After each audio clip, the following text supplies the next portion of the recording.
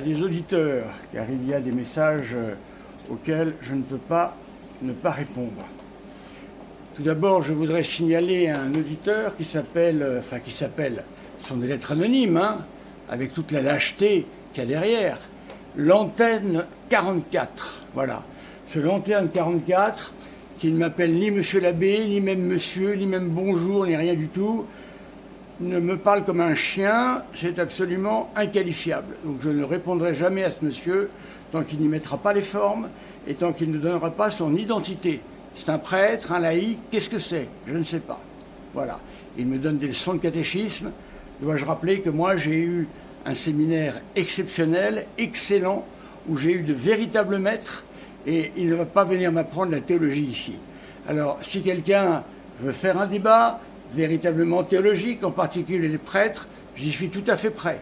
Aucun de vos prêtres ne veut venir, ni les vrais, ni les faux, ni ceux qui sont liés à la branche Spokane, la secte Spokane, l'ignoble secte Spokane, c'est-à-dire tous ceux qui sont de faux prêtres, parce qu'ils sont liés à la lignée Tuc, ni les vrais, qui sont des anciens lefévristes, qui ne veulent pas non plus débattre. Donc si ces gens sont 6 sur 2, pourquoi ne veulent-ils pas débattre? Je ne comprends pas. Voilà, merci. Alors je commence. Un monsieur qui s'appelle Alain Matisse me dit: Monsieur l'abbé, il me semble que vous attachiez beaucoup à la lettre des constitutions, décrets et déclarations du Concile Vatican II, alors que monsieur l'abbé Laffitte considère l'esprit de Vatican II. Voilà. Alors, il y en a un qui dit, ensuite il dit, au point où nous sommes arrivés, je crois bien qu'ils ont généralement failli et que ce concile est pour le moins un échec. Le concile Vatican II est un concile, je dois le répéter, qui est un concile, le 21e concile de l'Église catholique, qui a été mené par 2 papes, qui a connu 2500 évêques. Ce n'est pas tant le chiffre qui m'impressionne, moi. Ce qui m'impressionne, c'est que toute l'Église était là. Toute l'Église enseignante était là. Voilà. Hein? Donc, si ces gens ont prêché des hérésies, eh bien, c'est que notre Seigneur nous a menti. Les portes de l'enfer ne prévaudront pas contre l'Église. Posez-vous des questions, mes amis. C'est important. Voilà. Donc, les casseurs dans l'Église, ceux qui ont été prêtres ouvriers, communistes, modernistes en tout genre, qui ont voulu révolutionner l'Église, bien sûr, ont fait ce que fait l'abbé Laffitte, l'esprit du Concile Vatican II. Ils n'ont cessé de parler de ça, je les ai connus, moi. Pendant que Laffitte était chez Lefebvre, moi je les ai connus, ces gens-là. C'est là la différence entre nous deux. Lui, il ne les a jamais connus. Voilà. Et je sais que ces gens-là parlaient comme Laffitte, comme l'abbé Laffitte, l'esprit du concile. Et ils ont fait n'importe quoi. Monsieur l'abbé Laffitte détruit le concile Vatican II, non pas avec les textes de Vatican II, mais avec ce qu'il croit lui-même en avoir compris. Voilà. Le seul moyen d'appliquer un concile, c'est de le prendre dans son texte et dans la compréhension qu'un catholique doit en avoir. C'est tout. L'esprit du concile, c'est de l'idéalisme. Parler des textes du Concile Vatican II comme je le fais et citer à chaque fois les numéros, les documents, ça, c'est du travail sérieux. Voilà, donc j'ai répondu à monsieur Alain Matisse sur le fait que je ne veux pas entendre parler de ce que l'on appelle l'esprit du concile. Merci. Alors, réponse à un message antisémite reçu hier, croyez-moi qu'il y en a de nombreux. J'ai bien l'impression que dans ces milieux-là, c'est l'impression que j'ai, détrompez-moi, on nage dans l'antisémitisme permanent et partout. Un auditeur me dit, vous venez de la synagogue et vous créez la synagogue numéro 2. Comment vous faire confiance? Cher monsieur, qu'est-ce que je cite dans mes propos? Je cite la synagogue, mais qu'est-ce que vous me racontez? Je cite Vatican I, je cite Vatican II, je cite le Concile de Trente, je cite le cardinal Bellarmin, je cite le cardinal Billot, je cite les pères de l'Église. je cite le catéchisme du Concile de Trente, je cite le catéchisme de l'Église catholique, je cite les saints, je cite les docteurs de l'Église, je cite saint Thomas d'Aquin. Mais qu'est-ce que vous racontez? Mais que racontez-vous? Alors vous avez établi que si l'on est d'origine juive, on ne peut pas être catholique. Mais c'est quoi votre problème, monsieur? C'est quoi votre problème exactement? Hein? Il faut vous expliquer sur tout ça. C'est maladif, c'est une maladie. C'est une paranoïa totale. Et que faites-vous des abbés Lehmann, du père Lieberman? Je vous rappelle que Monseigneur Lefebvre était dans une société qui a été refondée par le père Lieberman, fils du rabbin de Saverne. Alors lui aussi n'aurait pas dû être prêtre. Et que faites-vous de Genio Zolli, ce rabbin qui s'est converti, il était grand rabbin de Rome, il s'est converti face à la magnifique mansuétude de Saint Pie XII, du bienheureux Pie XII, pardon, qui devrait être saint à mon avis, tellement ce pape est grandiose. Mais qu'est-ce que vous racontez? Durant la Seconde Guerre mondiale, les catholiques, les bonnes sœurs, les prêtres n'ont pas arrêté de tout faire pour aider et sauver les Juifs. Pie XII, le premier, il a été déclaré juste par Madame Golda Meir. Il a un arbre des justes en Israël. Mais qu'est-ce que vous racontez? Mais qu'est-ce que vous racontez, monsieur? Vous savez que Pie XI a dit que les catholiques étaient spirituellement tous des sémites? Puis, vous êtes fous, vous avez un... Il faut consulter, je vous assure. Il faut consulter. Il y a un problème dans la tête. Je vous assure. C'est dramatique, c'est dramatique. Et si vos abbés vous racontent des choses comme ça, mais quittez-les, quittez-les, je vous assure. Que dire?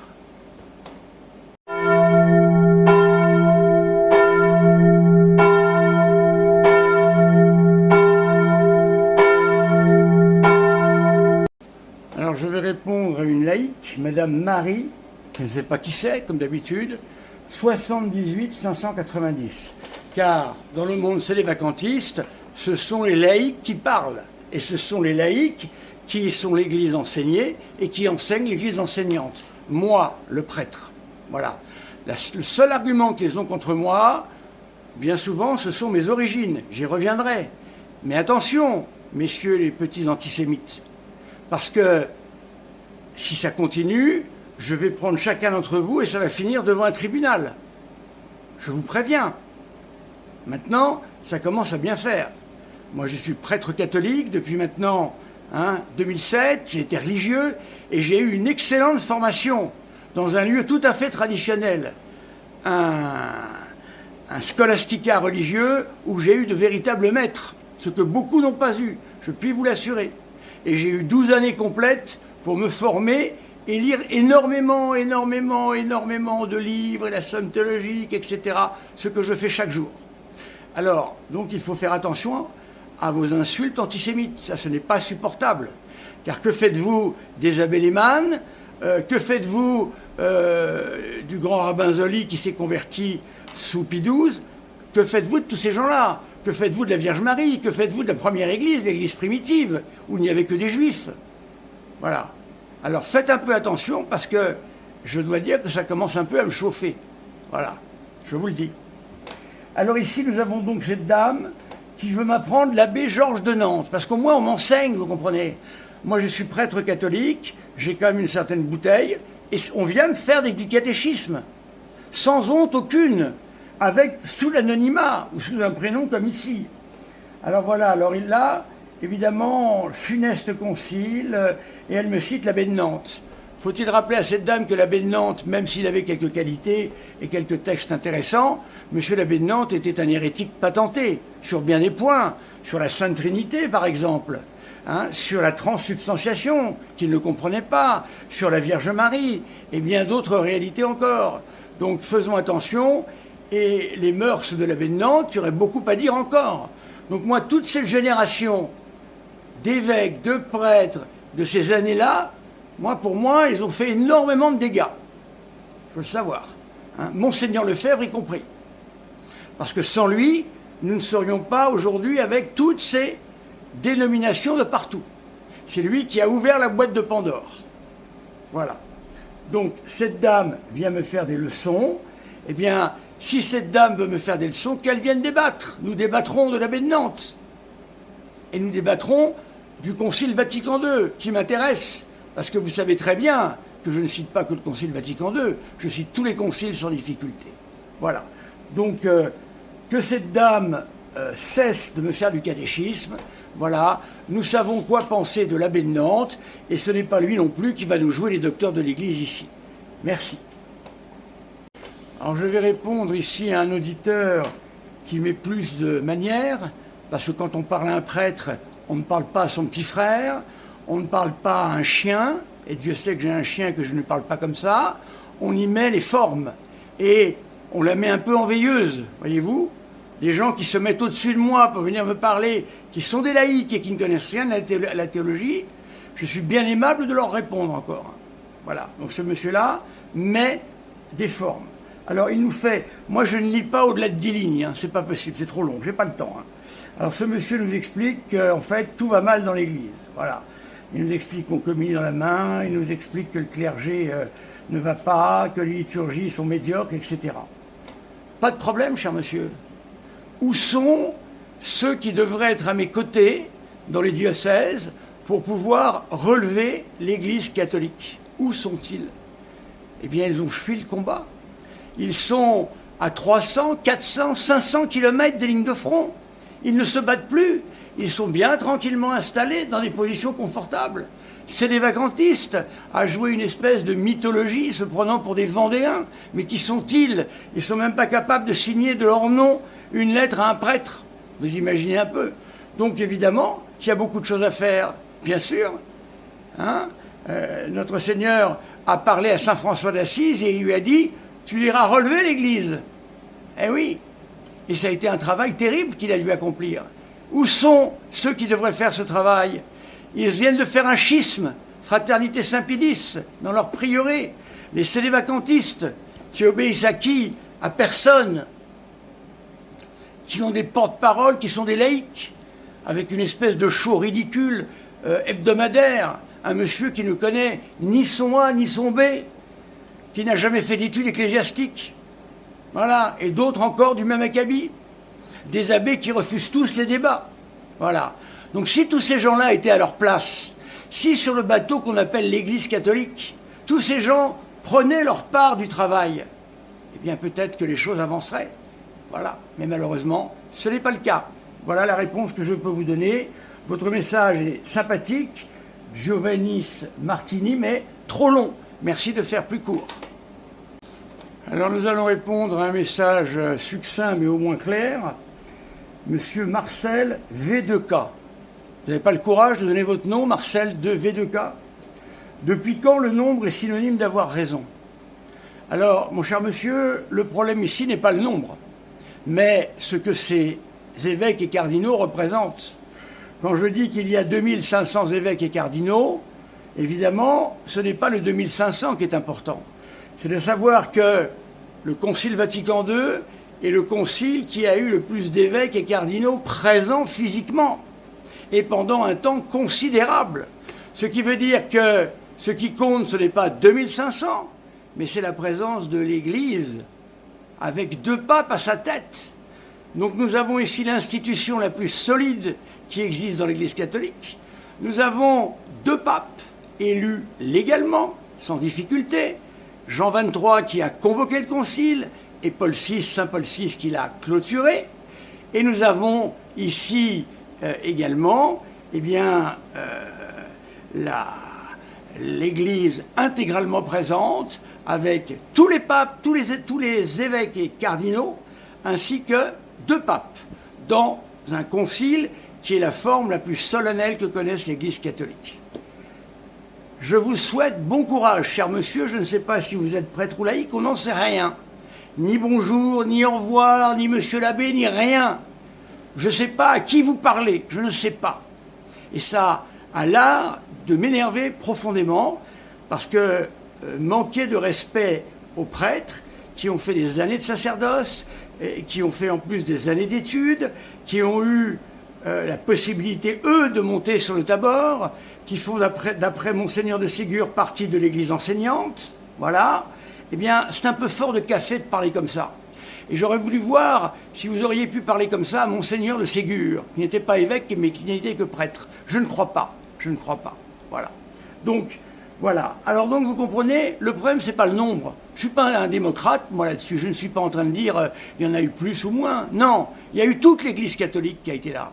Ça veut dire que si le Concile s'est trompé, si le Concile a erré dans la foi et dans les mœurs, il n'y a plus d'Église catholique, car notre Seigneur nous a promis que, je vais me répéter, elle prévaudrait contre les portes de l'enfer. Or voilà que là, toute l'Église s'est effondrée, si je vous écoute, monsieur Marcel V. de K. Qu'est-ce que vous êtes, vous? C'est des vacantistes? Vous suivez des prêtres qui ne sont même pas prêtres? Vous suivez des laïcs qui enseignent le peuple et qui ne connaissent rien à la théologie, rien à l'histoire sainte? C'est ça que vous êtes? Ou alors vous êtes peut-être lefévriste?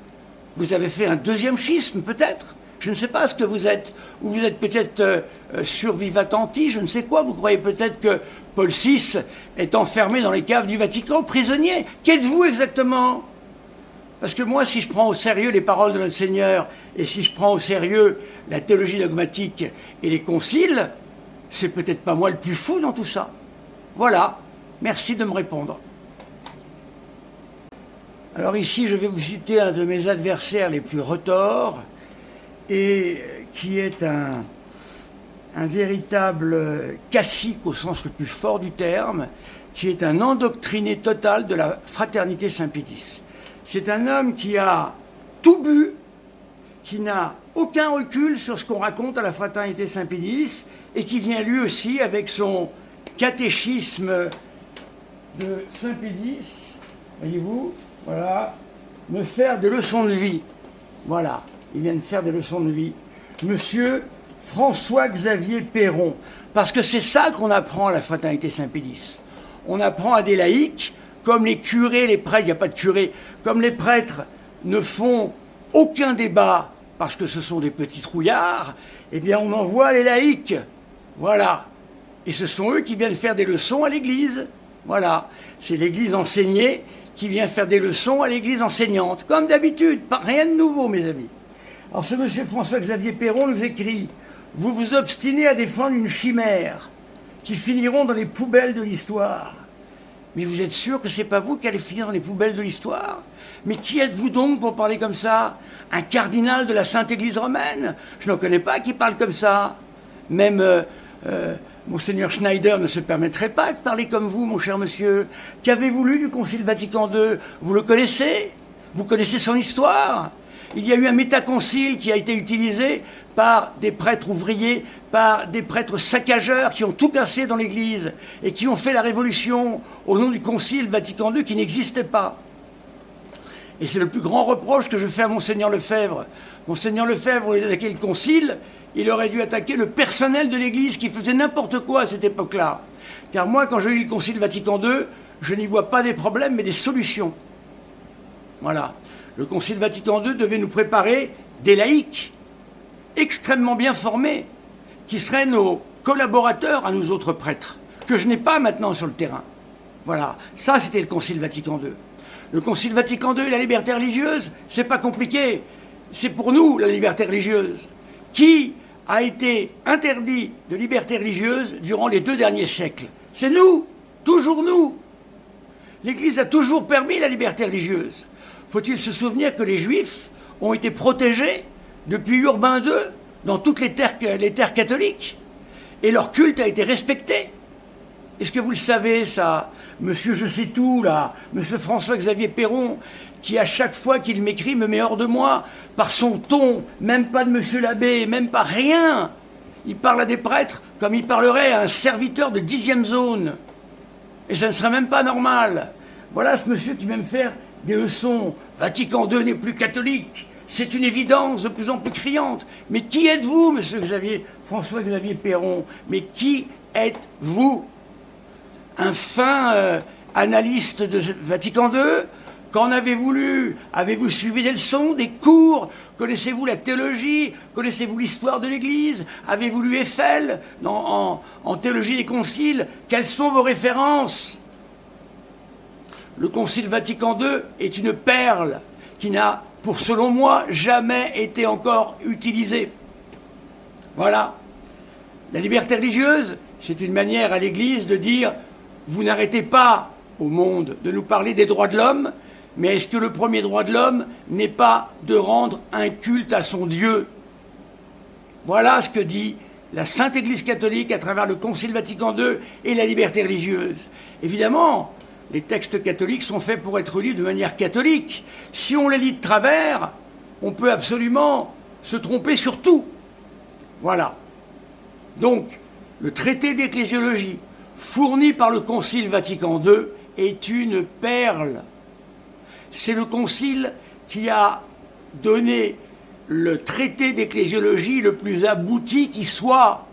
Et j'en ai lu des traités.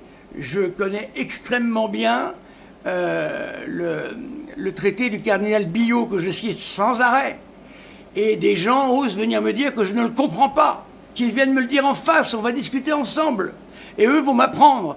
Je vais m'asseoir, je vais prendre un stylo, ils vont me donner un cours. Deuxièmement, le traité de Journet. Voilà, le traité d'ecclésiologie de Journet également, que je connais bien. Et les traités plus récents, faits par des dominicains, qui sont excellents aussi, à partir de ce que Vatican II nous donne. Vous avez, vous, la finesse théologique pour comprendre ce que c'est qu'une ecclésiologie? Je ne suis pas sûr. Je ne suis pas sûr du tout. Voilà.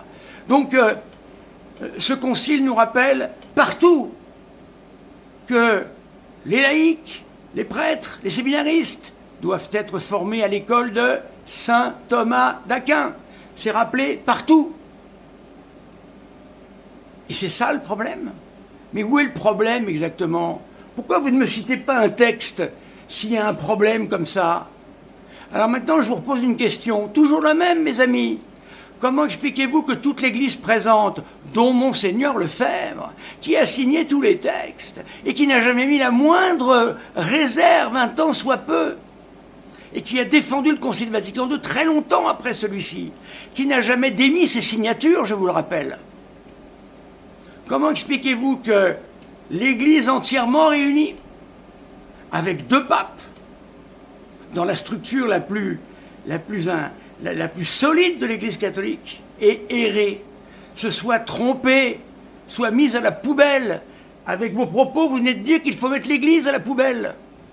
N'est-ce pas plutôt votre fraternité Saint-Pédis qui se trompe, qui rejette tout le magistère depuis Pie XII? Tous les papes se sont trompés. Mais alors, quelles sont les prérogatives des papes?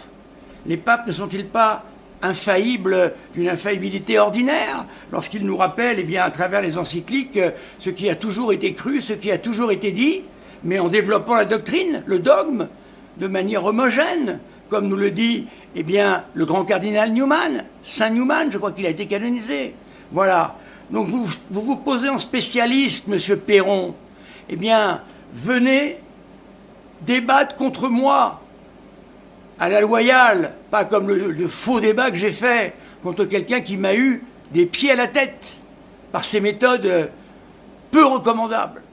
Voilà. Donc je vous attends, monsieur Perron. Vous avez mon téléphone, vous m'appelez, on prend rendez-vous et on fait un débat, puisque vous vous croyez à la hauteur. Merci à vous. Et je suis plus poli que vous, parce que là, vous ne me disiez ni bonjour, ni monsieur l'abbé, ni merci. Vous parlez à votre serviteur. C'est incroyable. Vous êtes des malpolis, mes amis. Des malpolis. Alors nous continuons la réponse aux éditeurs. Pardonnez-moi d'être un peu énervé, mais je vous assure, hein, quand on vous parle comme ça, et tous ces gens qui sont incompétents, hein, moi je ne viens pas leur donner des leçons dans leur métier, alors qu'ils me laissent faire le mien de métier. Alors ici, c'est un monsieur qui s'appelle Jean O'Haraud. Il est poli, aimable. Il me dit, Vatican II, c'est le 3e degré, le 3e secret de Fatima. Monsieur Jean O'Haraud, 85-11. Vous êtes un spécialiste du Concile Vatican II. Vous l'avez lu entièrement. Vous avez fait des recoupements avec Vatican I, parce que Vatican II, c'est la suite de Vatican I. Vous avez réfléchi à l'opportunité des textes. Vous avez la capacité d'analyser ce qui a été appliqué ou non du Concile Vatican II. Vous avez le même niveau que Benoît XVI en théologie dogmatique en général. Non, mais c'est pas grave, vous parlez, vous enseignez, vous parlez. C'est la maladie du temps, c'est la maladie du temps. C'est dramatique, tous ces laïcs qui parlent et qui se croient investis d'une mission. Parce que des abbés complètement déjantés ont été leur faire croire qu'ils étaient spécialistes en tout. Et vous les avez crus. Je répète que j'ai passé 12 ans de ma vie et tous les jours j'étudie. À étudier, à travailler. J'ai une bibliothèque énorme, immense, à laquelle je vais tous les jours fouiller. Et vous savez mieux que moi ce qu'est le Concile Vatican II, tout ça. Voilà. Alors, cher monsieur O'Haraud, le troisième secret de Fatima, non, ce n'est pas le Concile Vatican II. La Vierge Marie n'a jamais parlé du Concile Vatican II. Le troisième secret de Fatima, c'est l'apparition d'Akita, qui nous dit que si les hommes ne se convertissent pas, et c'est mal parti, les 2/3 de l'humanité allaient disparaître sous un feu, lequel je n'en sais rien. Voilà ce qu'est le troisième secret de Fatima, et rien d'autre. Donc n'allez pas chercher je ne sais quoi, ouverte des Jeux Olympiques et compagnie. Voyons, dans l'église primitive, on nous tuait, nous autres catholiques. On nous tuait, les païens nous tuaient, si l'on osait rétorquer quoi que ce soit. On finissait dans les pires tortures. Alors vous croyez que là, il y a quelque chose d'extraordinaire, de nouveau? Non, le monde, c'est le monde, monsieur. Rien de nouveau. Voilà. Donc je répète, le troisième secret de Fatima, vous voulez le connaître? Eh bien, vous allez lire la dernière apparition reconnue de la très sainte Vierge Marie, Notre-Dame d'Akita. C'est là où vous trouverez toutes les réponses. Merci, monsieur. Voyez, moi, je vous remercie. Je vous appelle par votre nom. Enfin, vous, ça va, vous êtes poli. Merci à vous.